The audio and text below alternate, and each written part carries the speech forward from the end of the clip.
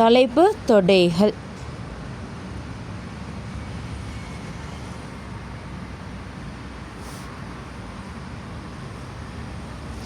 சரியா? தொடைகள்னு சொல்கிறது என்னாண்டா, எங்களுக்கு நிச்சயமாக சொல்ல ஏழுமான ஆக்களை கொண்டா இதுக்கு பேர் தான் நாங்கள் தொடைகள்னு சொல்கிறேன். உதாரணத்துக்கு இலங்கையில் உள்ள மாவட்டங்கள் எங்களுக்கு ஷுவராக சொல்ல ஏழுமா இல்லவா? ஷுவராக சொல்ல ஏழும் எத்தனை தான் நிற்கிதுன்னு, அப்போ அது ஒரு தொடை. இப்போ இப்படி இருக்குது உங்களுக்கு வகுப்பில் உள்ள மாணவர்கள், அதையும் என்ன சொல்ல இயலும்? ஷுவராக சொல்ல இயலும் எத்தனை பேர் இருக்கிறாங்க. இப்போ இப்படி கேட்குறாங்க, இலங்கையில் உள்ள உயரமான மனிதர்கள் சொல்ல இயலுமா? எங்களுக்கு உறுதியாக சொல்ல இயலுமா? இதை சொல்ல இயலாது. அப்போ இது ஒரு தொடை இல்லை. இப்படி உறுதியாக சொல்ல ஏழுமா நாட்களுக்கு பேர் தான் என்னது? தொடைகள். அப்போ தொடைகள்ன்ட்டு சொல்லி போட்டுட்டு நீங்கள் சரியா கீழே இதுகள் எழுதிக்கோங்க. இலங்கையில் உள்ள மாவட்டங்கள், இலங்கையில் உள்ள மாவட்டங்கள், இலங்கையில் உள்ள மாவட்டங்கள்.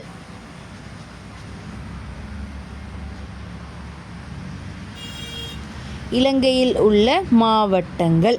வேற இலங்கையில் உள்ள மாகாணங்கள்,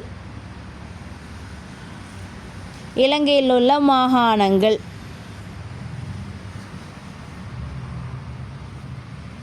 வேற என்ன சொல்லிடும் உறுதியா? வானவில்லில் உள்ள நிறங்கள், வானவில்லில் உள்ள நிறங்கள். வருஷத்தில் இருக்கிற மாதம். வேற மாதத்தில் இருக்கிற டேட் சொல்லேலும், மணித்தியாலம் சொல்லேலும். அப்போ அதெல்லாம் உறுதியாக சொல்லேலும். உறுதியாக சொல்ல ஏழுமான ஆக்களுக்கு பேர் தான் தொடைகள். ப்ராக்கெட்டில் கீழே எழுதிக்கோங்க, உறுதியாக கூற முடிந்தால் தொடை. உறுதியாக கூற முடிந்தால் தொடை. உறுதியாக கூற முடிந்தால் தொடை.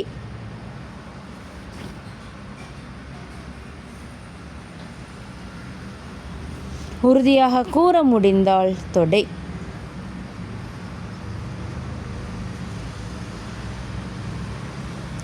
இப்போ உங்களுக்கு இப்படி தந்திக்குது. ஏண்டு தந்து, சமன் தந்து, இரட்டை அடைப்பு தந்து, ஒன்றிற்கும் பத்திற்கும் இடையில் உள்ள, ஒன்றிற்கும் பத்திற்கும் இடையில் உள்ள இரண்டின் மடங்குகள் இப்படி தந்திக்குது. இப்போ நீங்கள் இதில் எழுத போகிறீங்க யார் யார் வர போகிறேன்ட்டு. ஒன்றுக்கும் பத்துக்கும் இடையில் பாருங்கள், இது மஞ்சள் கலர், இது சோப்பு கலர். அதில் இடையில் உள்ளதுன்னு கேட்டால் இந்த கலர் மட்டும்தான் வரும். இந்த கலரும் வராது, இந்த கலரும் வராது. இடையிலன்னு சொன்னால் அது ரெண்டுக்கும் நடுவுலன்னு எடுக்கணும். அப்போ இங்கே ஒன்றும் வர பத்தும் வர, அது ரெண்டுக்கும் நடுவில் உள்ள ரெண்டின் மடங்குகள் யார் யார்? 2, 4, 6, 8. நாங்கள் இப்படி எழுதணும். விளங்கிஷா எப்படி எழுதுகிற? இப்படி எழுதிக்கிற இந்த ஒவ்வொருத்தருக்கும் நாங்கள் இங்கே தொடையில் சொல்கிற பெயர் மூலகங்கள். இது ஒரு மூலகம், இது ஒரு மூலகம், இது ஒரு மூலகம், இது ஒரு மூலகம். மூலகங்களை எழுதக்கொள்ள நாங்கள் இடையில கமா போட்டு இப்படி இரட்டை அடைப்பொண்டு போட்டு இவருக்கு ஒரு பேர் ஒன்று வச்சு எழுதணும். இப்படி தான் எழுதணும். சரியா? இது எழுதிக்கோங்க.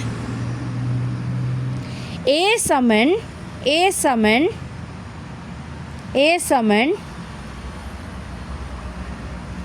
இரட்டை அடைப்பு, இரட்டை அடைப்பு,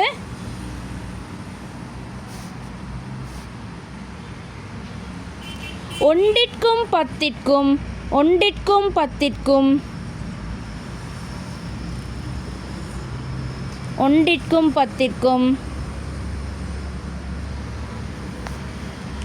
ஒன்றிற்கும் பத்திற்கும் இடையில் உள்ள, இடையில் உள்ள, இடையில் உள்ள இரண்டின் மடங்குகள், இரண்டின் மடங்குகள் போட்டு க்ளோஸ் பண்ணுங்கள் ப்ராக்கெட்டை. இரண்டின் மடங்குகள் போட்டு ப்ராக்கெட்டை க்ளோஸ் பண்ணுங்கள்.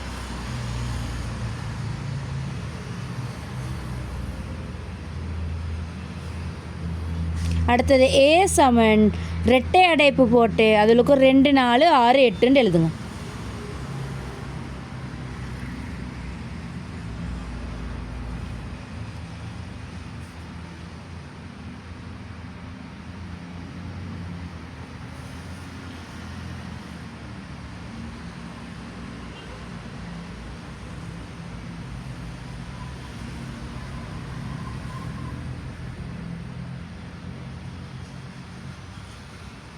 இப்போ இன்னொரு தொடை ஒன்று தந்திக்குது. பி சமன் திகதி